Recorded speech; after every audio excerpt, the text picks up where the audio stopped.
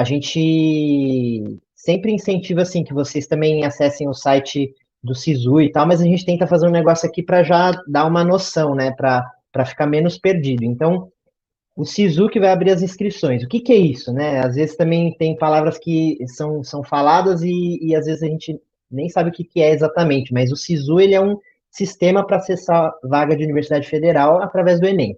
Então, ele foi criado em 2010, né, no governo Lula, o Haddad como ministro da Educação, e ele veio junto dessa reformulação do Enem, porque o Enem, o significado dele é Exame Nacional do Ensino Médio. Antigamente, ele era usado para avaliar as escolas, né? Então, ele acabava tendo um papel muito assim de escola particular, querer pontuar bem no Enem para aparecer no ranking, e no ranking de escolas. E depois dessa reformulação do Enem, ele virou realmente um vestibular nacional, ele unificou tudo, né?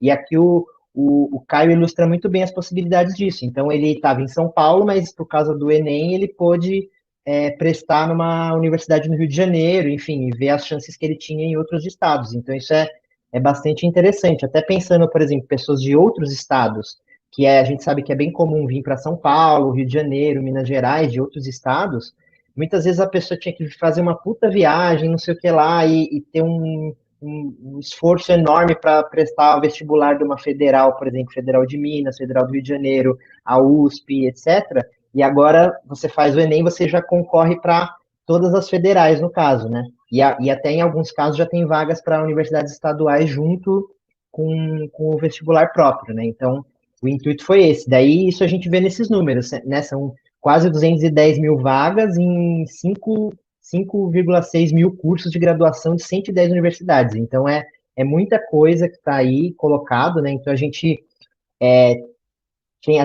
até alerta nessa necessidade da gente defender a universidade pública e todas essas vagas e todo esse projeto, né, para que isso não se perca, porque todo mundo sabe da importância disso, né? E, enfim, daí esse é o SISU, né? E aí a gente vai apresentar o calendário aqui rapidamente. Então, agora, no dia 6 vão abrir as inscrições até o dia 9 lá no site do MEC, né? E depois disso, dia 13 de abril, vai ser aí o resultado da chamada regular. Do dia 13 ao dia 19, entrar na lista de espera. A gente vai explicar direitinho o que significa essa lista de espera. E do dia 14 a 19, paralelamente a isso, quem foi chamado na chamada regular vai fazer as suas matrículas nas universidades respectivas que foi aprovada. E no dia 23, a convocação dos candidatos da lista de espera daí. Então, vamos entrar mais a fundo, então, né? Como que a gente mexe com o SISU? O que que é isso? O que que a gente faz com isso? Pode passar. Isso. Aí, a primeira coisa, entrando no site do SISU, do MEC, você vai ter a sua nota ali do Enem, que eles vão puxar automaticamente pelo site, e você vai fazer duas opções, você pode fazer duas opções de curso que você pode ir mudando, né? Até depois a gente vai conversar sobre isso, porque isso também gera, às vezes, bastante dúvida. Então, você pode escolher duas opções de curso, e aí, como que você sabe, como que é definido que você vai ser aprovado ou não? É definido pela nota de corte, que eles mostram ali no site quando você se inscreve para um curso. Então, o que que é a nota de corte? Eu até peguei essa ilustração ali do site do MEC, que é realmente corte nesse sentido. Então, eles cortam ali e falam, a partir dessa nota, todo mundo foi aprovado. Então, essa nota então ela vai depender de cada curso e cada universidade. Por quê? Porque o Enem ele tem as diversas áreas, né? Ciências da natureza, matemática, não sei o que lá. E cada curso ele pode priorizar, falar assim, bom, esse curso aqui é de medicina, então eu queria que a pessoa fosse melhor em tal área. Esse aqui é de engenharia, então eu queria que fosse em tal área. Então, por isso que a nota de corte muda, apesar da sua nota do Enem ter sido só uma. Entendeu? Que às vezes isso pode gerar uma certa confusão. E aí, lá no site do SISU, eles mostram. Então, eles falam assim, ó, a nota de corte prevista, então é isso que é o alerta que a gente quer fazer aqui. A nota de corte que vai aparecer no site do SISU, ela é um indicativo, ela não é uma garantia, tá? Então, às vezes pode acontecer de muita gente falar, não, mas a nota de corte vai falando lá, não sei o quê. Mas por quê? Porque eles vão recalculando dependendo de quem se inscreveu, né? Porque eles têm um número de vagas limitadas, então dependendo do número de pessoas que vão se inscrevendo e as notas delas, eles cortam um certo ponto e falam, ah, beleza, para preencher essas 100 vagas, vai até aqui. Então, mas a nota de corte, de um jeito ou de outro, ela serve para você pensar, será que eu vou conseguir? Eu vou me inscrever nessa? Talvez dê mais certo, tá com uma certa folga. Então, a gente até indica nesse sentido de também não necessariamente botar certinho a nota de corte, porque a gente sabe que tem uma variação ali, né? Ou depende, às vezes se é um curso que você realmente não abre mão, uma universidade que você não abre mão, daí realmente pode ser uma possibilidade fazer certinho assim, né? E aí, a gente falou também da lista de espera. O que que é a lista de espera? É só para quem não conseguiu nenhuma das duas opções. Então tem essa, se eu não me engano, teve essa modificação, né? Porque antes tinha coisa assim, o não conseguiu nem a primeira nem a segunda, lista de espera, não sei o quê. Agora eles fizeram essa regra, acabaram dificultando essa estratégia, vamos dizer assim, né? Então a lista de espera só serve para quem não conseguiu nenhuma das duas opções. Pode passar. Aí, falando rapidamente sobre as cotas, né? Porque é uma coisa que gera muita dúvida e tal. A gente até deixou esse exemplinho aí, que eu não vou me alongar muito, mas como tá gravado, a gente vai fazer um corte depois. Aí, quem tiver dúvida pode olhar ele com calma, entender a própria situação. A gente também, enfim, vai poder ir conversando aí nas redes e postando material. Então, isso não vai parar por aqui. Mas como funcionam as cotas no SISU? Metade de todas as vagas, de todos os cursos, de todas as universidades, são para estudantes de escolas públicas. Então, já começa por aí, né? Tem essa garantia, né, para os estudantes de escolas públicas, que é aqui o que a gente sempre enfatiza que é a nossa prioridade, né?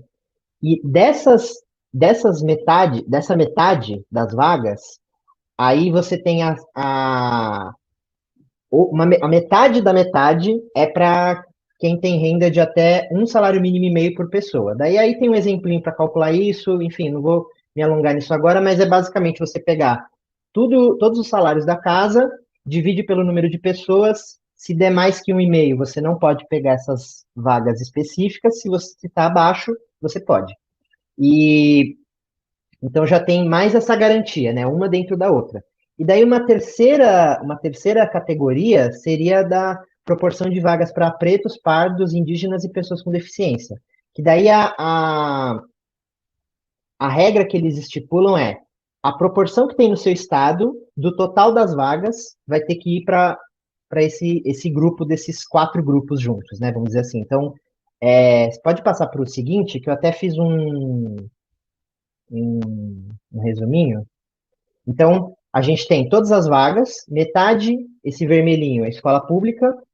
Dessa metade de escola pública, metade é escola pública e renda de até um salário mínimo e meio, que agora em 2021 é R$ 1.650 por pessoa na casa. E aí o resto é escola pública geral, ou seja, acima dessa renda, né? Aí vem essa regra das cotas. Então, por exemplo, se no seu estado tem 10% de pretos, pardos, indígenas e pessoas com deficiência, 10% de todas as vagas de vermelho, independentemente dessa questão da renda ou não, mas de escola pública, devem ser desses grupos.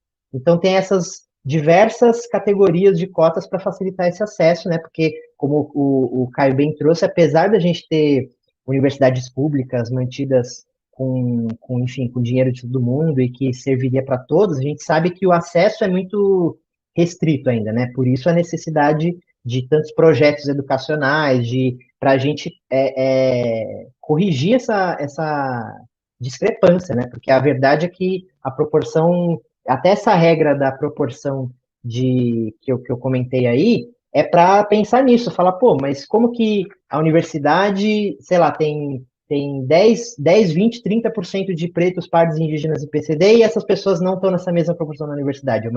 É um problema isso.